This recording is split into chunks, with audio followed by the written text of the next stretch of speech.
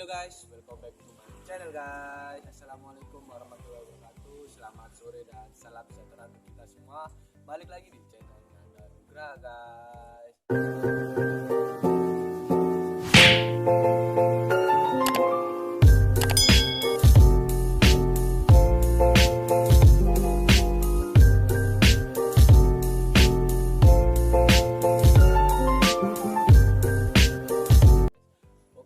Pada kesempatan kali ini saya akan membuat video tentang bagaimana caranya belajar mobil bagi para pemula.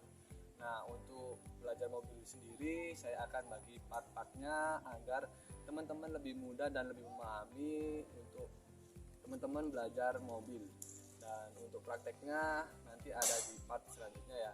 Nah, untuk part pertama ini saya akan mengenalkan basic-basic atau komponen-komponen di dalam kendaraan agar teman-teman lebih mudah untuk memahaminya. Oke, kita langsung masuk aja ke videonya. Untuk yang part pertama yaitu mengenal komponen atau dasar-dasar yang ada di dalam mobil ya. Jadi teman-teman harus mengetahui apa saja komponen dasar yang harus teman-teman kuasai bagi para pemula ya. Nah, untuk komponen yang pertama yaitu ada namanya pedal ya. Jadi di mobil itu ada yang namanya pedal. Nah, di mobil sendiri dibagi menjadi dua, yaitu mobil matic dan mobil manual.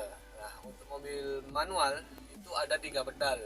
3 pedal itu adalah yang sisi sebelah kanan sendiri itu namanya pedal gas, yang tengah itu pedal rem, dan yang sebelah kiri adalah pedal kopling.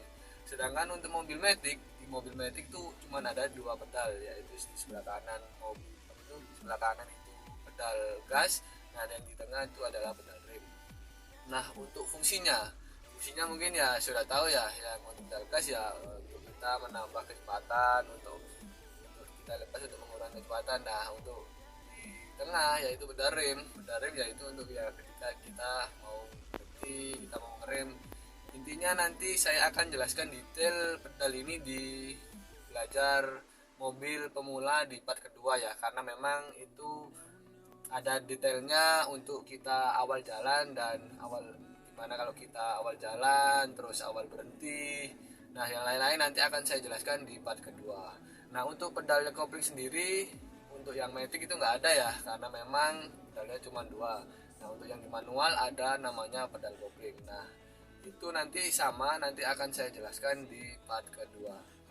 Oke, kita masuk ke komponen yang kedua. Komponen yang kedua itu adalah spion ya. Jadi kaca spion itu di mobil terdapat 3 jenis ya, yaitu spion di sebelah kanan, spion di sebelah kiri, dan spion di tengah ya. Jadi spion itu fungsinya untuk membantu kita yang driver untuk mengetahui posisi-posisi yang blind spot ya, atau yang kita tidak bisa ketahui dengan pandangan langsung ya. Jadi kita bisa dibantu menggunakan spion kanan, kiri, dan tengah. Jadi spion sebelah kanan kita bisa mengetahui posisi kendaraan lain atau apapun yang ada di kanan bagian sebelah kanan, sedangkan yang kiri sama. Nah, yang untuk di tengah ini, untuk spion tengah ini bisa membantu kita untuk melihat kendaraan-kendaraan yang ada di belakang. Jadi kalau ada ketika kita rem mendadak, kita bisa mengetahui apakah ada kendaraan atau tidak, dan lain-lainnya. Kita masuk ke komponen yang ketiga. Jadi komponen yang ketiga itu kita harus mengetahui atau menguasai komponen yaitu namanya switch ya. Jadi switch yang ada di dalam mobil. Nah, contoh yang pertama, komponen yang ketiga itu switch lampu ya. Di bagian setir sebelah kanan itu ada namanya switch lampu. Switch lampu itu ada beberapa macam ya. Nah, ada namanya lampu kota, namanya lampu kepala dekat, lampu kepala jauh, lalu lampu dim, dan lampu fog lamp. Nah, untuk kendaraan yang saya punya ini tidak ada lampu fog lampnya ya, tapi kita nanti akan saya jelaskan. Jadi untuk klik yang pertama yaitu adalah lampu kota. Nah, jadi klik yang pertama itu maju lampu kota. Nah, untuk lampu kepala dekat kita klik satu lagi. Nah, kita klik satu lagi. Nah, untuk lampu jauh kita bisa memajukan ke depan. Nah, ini lampu kepala jauh atau dim ya, bisa disebut lampu dim. Nah, lampu kepala jauh, lampu kepala dekat. Nah, untuk dim ada sendiri sebenarnya. Pakai yang ke depan juga bisa, atau kita tekan ke belakang. Nah, Nah ini otomatis langsung kembali karena ini namanya lampu dim. Nah, untuk ya kalau ke depan itu namanya lampu kepala jauh. Nah untuk lampu fog lamp, karena saya mobilnya Xenia tipe E makanya tidak ada fog lamp, biasanya ada di sebelah sini ya. Ketika lampu kota nyala satu kali, kita bisa klik lampu switch fog lampnya satu kali ke depan. Nah untuk selanjutnya yang di sebelah kiri setir, ini di sebelah kiri setir ada namanya switch washer dan wiper. Nah untuk yang kecil ini namanya switch washer, kita bisa klik satu kali. Nah di belakang akan nyala beserta washer dan wipernya. Nah untuk yang depan ini kalau kita tekan ke bawah satu kali maka akan kerja wipernya. Nah untuk washernya kita tekan ke belakang seperti ini. Nah karena motor saya rusak makanya itu airnya tidak keluar ya, memang saya belum perbaiki. Nah untuk airnya ke depan, air yang wiper depan itu kita tekan ke belakang satu kali, kita tahan juga bisa, nanti airnya akan keluar sendiri ya. Nah untuk yang kecepatannya ini teman-teman bisa lihat sendiri ya, ada yang satu kali, terus dua kali, dan tiga, yang bagian bawah sendiri itu tiga. Nah kalau teman-teman nggak mau ribet, tinggal tekan ke atas langsung otomatis kembali sendiri kan switchnya, itu akan bergerak satu kali terus berhenti. Nah untuk switch yang selanjutnya ini ada namanya switch power window ya teman-teman.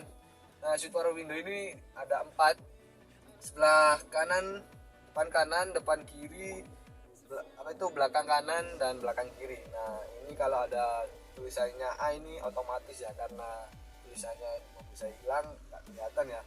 Nah kalau ditekan ke bawah itu power window-nya itu turun. Nah kalau ditekan ke atas power window-nya itu otomatis. Kalau ada tulisan A gini, kalau kita tekan turun satu kali otomatis akan turun dengan sendirinya. Nah, tapi kalau tidak ada tulisannya seperti belakang, depan, kiri, ini kita harus tekan ya, tekan secara penuh baru bisa turun. Nah, kalau yang depan kanan kita bisa lepas ya. Nah untuk yang di depan ini ada namanya switch buat on off-nya power window untuk semuanya ya.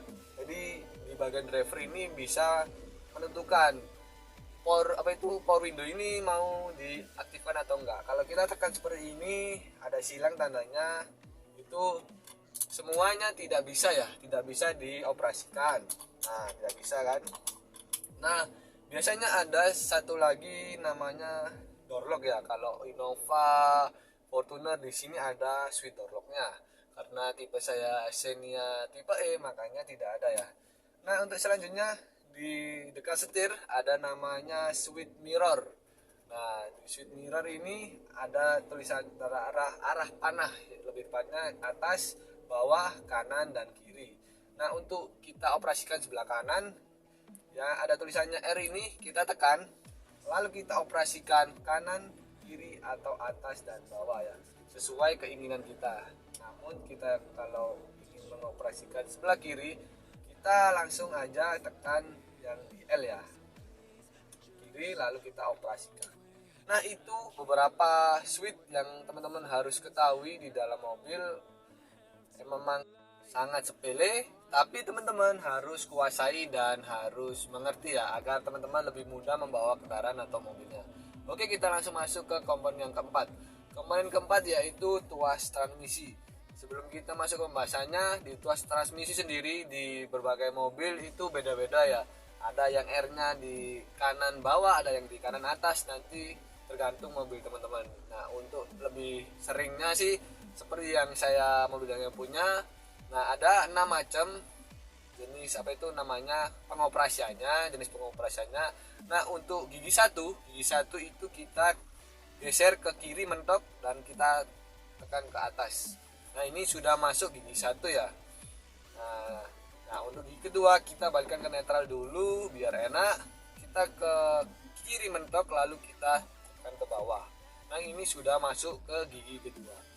Nah untuk masuk ke gigi ketiga kita langsung tekan ke atas tanpa kita gerakkan ke kiri atau ke kanan ya.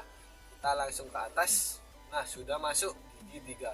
Sesuai gambar ini ya, jadi teman-teman harus tahu. Jadi jenis kendaraan apapun biasanya ada gambarnya ya. Nah, untuk lanjut kita masuk ke gigi keempat.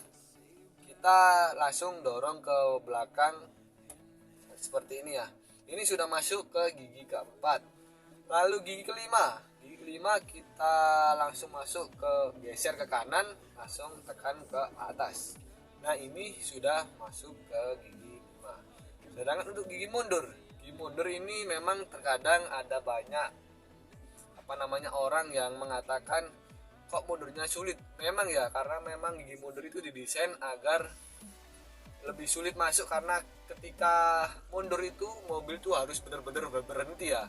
Jadi kalau nggak berhenti, teman-teman langsung masukkan mundur, nah itu bisa merusak komponen transmisi. Nah, kita langsung operasikan ke mundur, yaitu tekan tuasnya ke kanan lalu ke bawah. Nah, ini kan sulit ya, memang agak sulit ya. Kalau sulit seperti ini, kita majukan sedikit ya, sedikit aja maju. Nah, berhenti, lalu kita operasikan ke kanan langsung mundur. Kenapa seperti itu? Nah, itu pabrikan sudah menggambarkan ya, kalau memang untuk mundur itu kita harus berhenti ya. Jadi kalau berhenti baru bisa mundurkan. Kalau tidak berhenti, itu gigi-gigi yang ada di transmisinya itu bisa rusak. Nah, makanya pabrikan membuat agar lebih sulit masuk, karena agar kita sebagai driver lebih worry ya, lebih aware ya dengan keadaan yang ada di jalan. Oke, kita masuk ke komponen yang kelima. Nah, komponen kelima ini ada yang namanya handrem ya, handrem teman-teman. Nah, handrem ini berfungsi untuk sebagai rem darurat atau rem pembantu ya, rem pembantu ketika kita lagi ada di jalan nanjak, atau kita lagi di jalan turun, atau kita lagi di lampu merah. Nah, kita bisa tekan handrem seperti ini. Nah, kita bisa lepas pedalnya ya. Jadi lepas pedal remnya. Kita bisa sambil santai dulu agar kaki kita bisa istirahat. Kita bisa tekan handremnya. Nah, untuk handrem sendiri ada berbagai macam ya. Untuk mobil saya kan mobil 2015, Xenia lama, maka masih pakai yang manual. Sudah ada mobil-mobil terbaru ini sudah pakai motor ya. Jadi enak, tinggal tekan atau tinggal rilis saja. Nah, seperti itu. Untuk komponen selanjutnya kita masuk langsung ke komponen yang keenam. Nah, komponen keenam ini ada yang namanya setir lah. Nah, di mobil itu pasti ada setir. Nggak mungkin nggak setir, nggak ada setir. Nah, di mobil sendiri setirnya semua pasti lingkaran. Nggak ada yang lurus kayak bajai atau kayak sepeda motor, nggak ada. Nah, hampir sama. Karena di mobil saya ini Xenia 2015, nggak ada tombol-tombolnya di sini, jadi nggak perlu ribet ya. Tapi kalau ada yang tombol-tombolnya, biasanya di sebelah sini untuk audio, nah di sebelah sini biasanya untuk MID ya, tergantung mobil kalian mobil apa. Nah, kita masuk komponen yang keenam. Jadi komponen yang keenam yang ada komponen dasar yang ada di dalam mobil itu, yaitu setir ya. Jadi di semua mobil pasti ada setirnya ya, mungkin nggak ada ya. Dan setirnya itu pasti bulat, nggak ada yang lurus kayak bajai atau sepeda motor, nggak, semuanya itu bulat. Nah, di setir ini biasanya di mobil-mobil yang bagus, karena mobil saya Xenia 2015 ya masih lama ya, nggak ada tombol-tombolnya ini ya. Jadi biasanya di setir ini kalau mobil-mobil yang bagus, di sebelah kiri ini ada tombol-tombol biasanya untuk audio ya. Jadi untuk volume dan mode dan lain-lain ya. Nah, untuk di sebelah kanan biasanya ada tombol buat MID. Biasanya untuk rubah-rubah MID biasanya ada di sini juga. Nah, kadang di mobil yang lebih bagus lagi ada namanya switch cruise, yaitu ada tombol ya. Lalu pasti ada namanya klakson. Nah, kita bisa tekan satu kali, ini adalah klakson. Kita langsung masuk aja komponen yang ketujuh. Komponen yang ketujuh ya teman-teman harus tahu dan harus kuasai, yaitu ada MID ya di sini ya, atau speedometer. Namanya speedometer. Nah, di sini yang sebelah kiri ini ada namanya RPM. Nah, di sini ada RPM, lalu di tengah ini ada namanya kecepatan kendaraan, lalu yang di kanan ada indikator BBM, ada odometer, ada trip. Nah, teman-teman harus tahu ada banyak sekali indikator, apalagi mobil-mobil sekarang, mobil-mobil yang baru itu banyak sekali indikator. Tapi nanti akan saya jelaskan di part selanjutnya ya, karena memang lebih detail, lebih rinci indikator-indikator apa aja teman-teman harus kuasai. Oh, kalau ini adalah pendingin atau namanya apa itu engine lamp, dan nanti ada di part selanjutnya karena memang detailnya itu banyak. Nah, mungkin saya akan jelaskan itu aja 7 komponen dasar yang teman-teman harus kuasai saat teman-teman belajar mobil. Nah, untuk di part yang kedua belajar mobil buat para pemula, saya akan ajarkan awal jalan dan awal mundur ya. Nah, nanti akan saya jelaskan secara detail di part yang kedua. Mungkin itu aja yang bisa saya sampaikan, sharingkan tentang belajar mobil buat para pemula part yang pertama. Nanti saya akan lanjut di part yang kedua di next videonya. Oke, terima kasih yang sudah nonton. Bye bye.